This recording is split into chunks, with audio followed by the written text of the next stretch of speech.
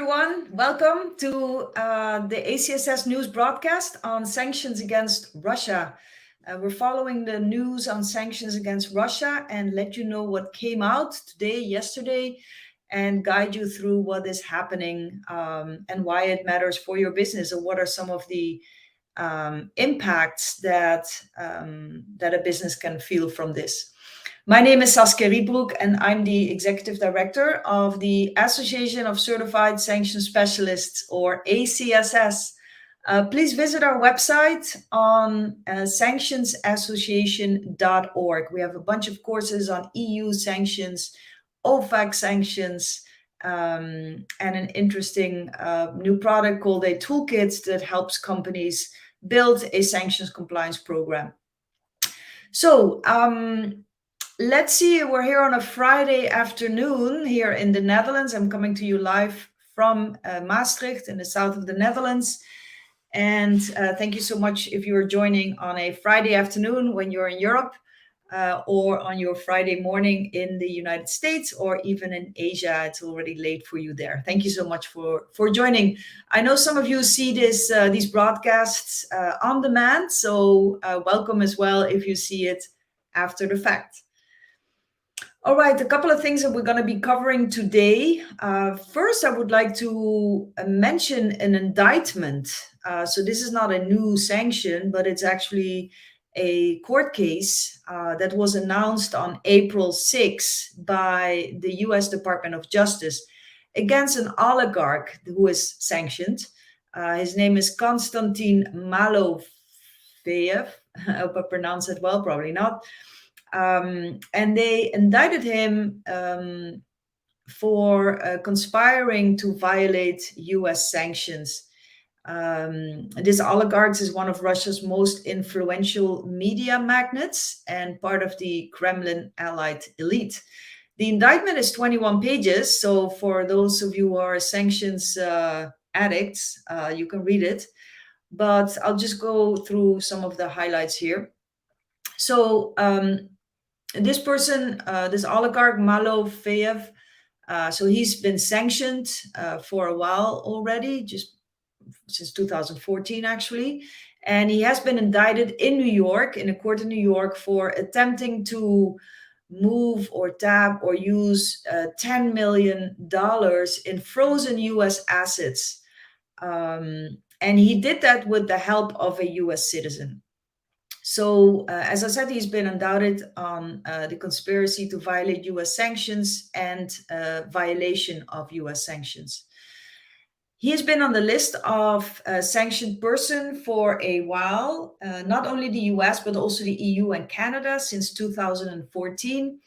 And actually, a couple of years later, the Ukraine put him also on the international wanted list, and they accused him of creating illegal paramilitary groups. So this criminal indictment, you know, when a person is indicted, they are giving a formal notice that, you know, it is believed that they have committed a crime. And the indictment then contains the basic information that informs the person of the charges against them. So what he violated was actually a violation of the 2014 Russian sanctions with regards to undermining the democratic processes and institutions in the Ukraine. And it is interesting also to mention that this oligarch hired an American citizen, according to this indictment, Jack Hannick, and he's a former Fox News director. And he hired him to work for him in operating or starting new Kremlin-friendly TV networks in Russia and Greece. And they also tried to attempt to acquire a TV network in Bulgaria. So this US citizen, Mr. Hannick, was indicted already last month. So that he's also involved in this case. So this oligarch, he was designated as an SDN by OFAC in 2014. And he was sanctioned because he was one of the main sources of financing for Russians promoting separatism in Crimea. And he materially assisted, sponsored, and provided financial, material, or technological support, according to the indictment, for or goods and services to or in the support of the Donetsk area. The oligarch also conspired with Mr. Hanek, not sure how you pronounce that, and others to illegally transfer a $10 million investment that the oligarch had made in a U.S. bank, I think it was a Texas bank, to a business associate in Greece. So this was in violation of the sanctions because his assets were blocked at the time, so you cannot transfer this. So there was this transfer from a Texas bank to a Greek, I guess, bank, or at least a person, and that was a violation of the Ukraine-related sanctions. So they set up a shell company to make this investment, and they made these transfers the next year, I believe, in 2015.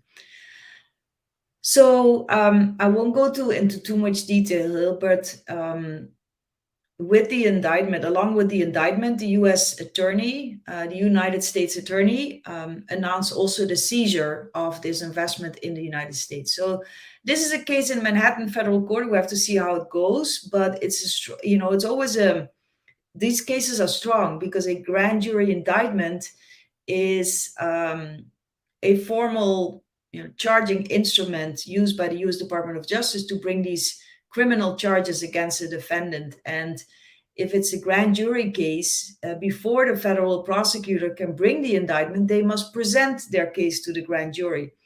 And if then the grand jury, you've seen them all in the movies, if a grand jury then finds that there is probable cause to believe that this person committed the crimes, they will give the green light to the prosecutor, and then the prosecutor can indict the defendant. So if you are federally indicted, it means that the prosecution has already conducted this investigation, presented this case to the grand jury. So really they are have really prepared this case, and as a defendant, it puts you well behind the prosecution in terms of preparation.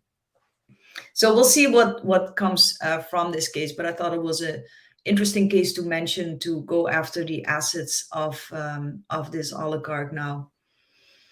So what else? The U.S. government has also announced that it is designating 29 entities and 8 individuals under Executive Order 14024. And these actions target the joint stock company United Shipbuilding Corporation, which develops and constructs Russia warships that have bombarded the Ukraine cities. So that, in terms of what happened in the US, we had several developments yesterday, which I already mentioned, but this is the news from the US for today.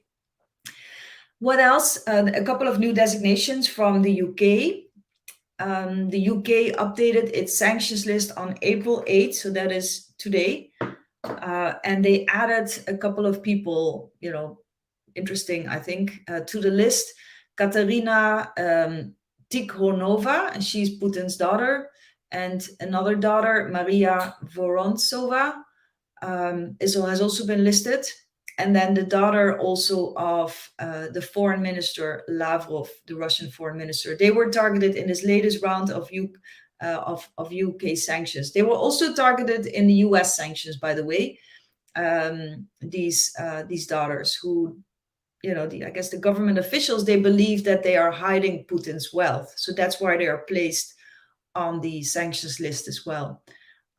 One of Putin's daughter is a tech executive. I looked this up. Whose work supports the Russian government and the defense industry, according to the US sanctions package that was from earlier this week. And the other daughter leads a government-funded program that has received billions of dollars from the Kremlin towards genetics research. And these government-funded programs are personally overseen by Putin, according to the US government. So that was the US and the UK. What about the EU? I've been talking about now for a couple of days, the 5th package, right? The council decision, the legal documents still haven't come out, at least up until, I think, like 30 minutes ago. But there was an official press release issued a couple of hours ago, earlier this morning here in Europe, where Mr. Borrell announced that this package is coming. There was a press release, so and they talked about the different pillars. So just briefly to go over them again: a prohibition to purchase, import, or transfer coal and other solid fossil fuels into the EU if they originate in Russia or are exported from Russia as from August 2022. Okay, so there's going to be like a wind down period for this goes in.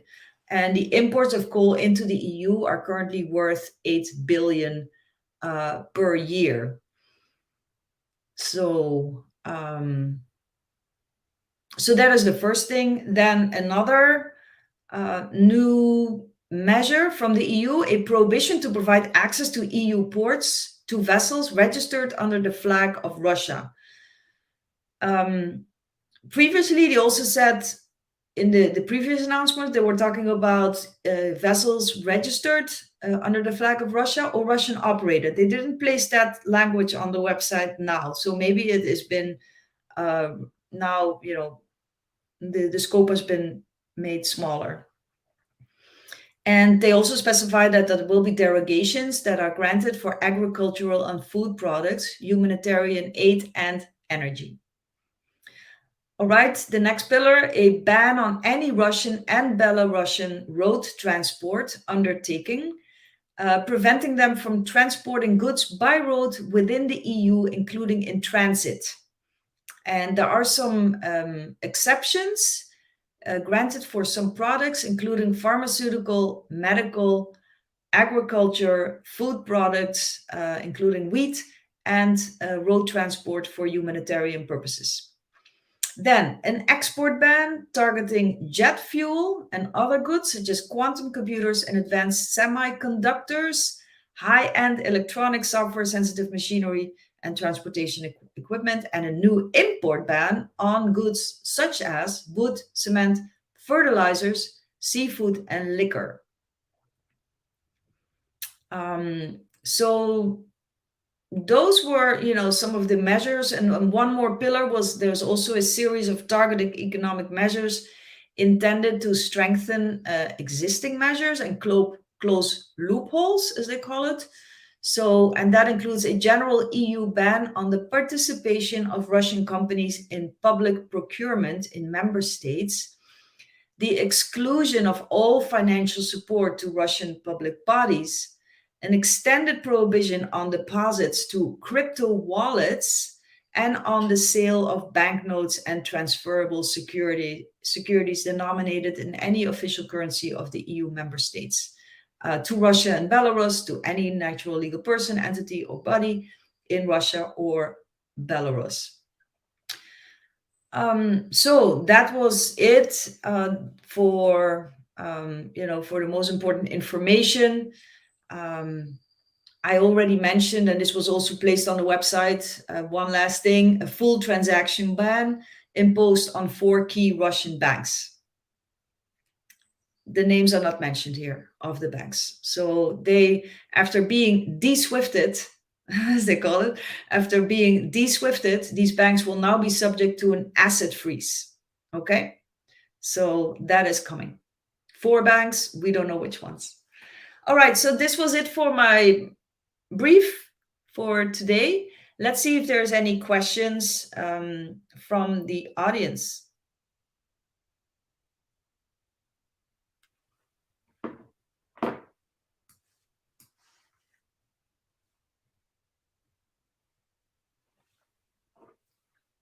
And by the way, just to, while you're typing in your questions, go to our website at sanctionsassociation.org. It's here on the logo on the screen. And check out our new sanctions compliance toolkit. This is really a unique program that has all the things, all the elements that you need to start protecting your company against sanctions risk.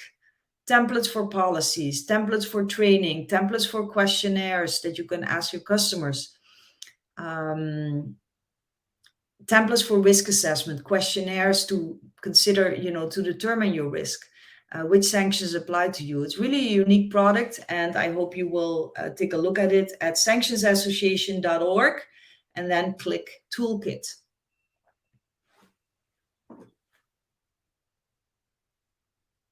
All right, let's see if we have a question. I don't see any questions coming in right now.